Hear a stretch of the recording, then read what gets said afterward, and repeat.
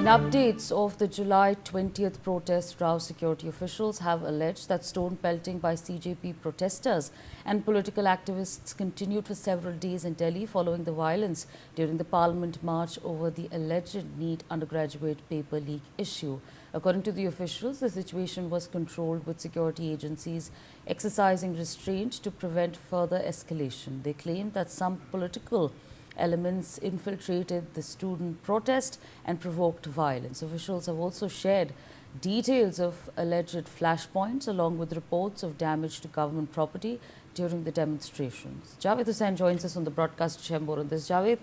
जानकारी दीजिए हमको, what are the details that we're tracking?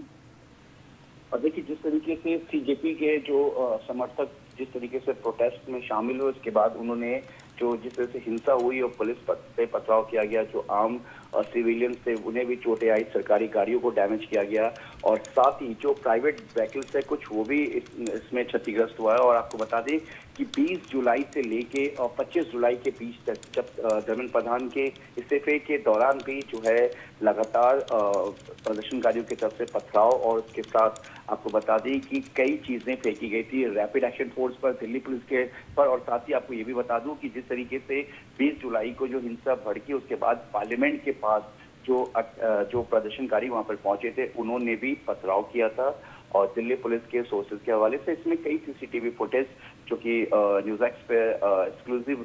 Footage उस दौरान सामने आई थी, जिसमें ये साफ दिख रहा था कि किस तरीके से प्रदर्शनकारी जो है और संसद भवन से लेकर उसके आसपास की जो गवर्नमेंट जो दूसरी सरकारी बड़ी ऑफिसेज हैं उनको किस तरीके से इन्होंने टारगेट किया है और वहां पर पूरी तरीके से पथराव किया है। फिलहाल हालांकि जिस तरीके से अब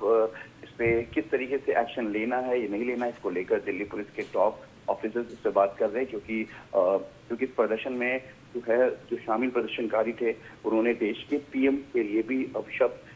इस्तेमाल किया था। उन्होंने शब्द, इसके साथ ही उन्होंने वहां पे कई ऐसे एंटी स्लोगन भी दिया था और साथ में जिस तरीके से पूरा हिंसा भड़की उसको लेकर भी कई ऐसे फुटेज और कई ऐसे एविडेंस और दिल्ली पुलिस के ऑफिसर्स और दिल्ली पुलिस के स्टाफ ने ये बताया कि कैसे जो अटैकर से प्रदर्शनकारी थे उन्होंने किस तरीके से पथराव और हिंसा को वहां पर आगे बढ़ाया।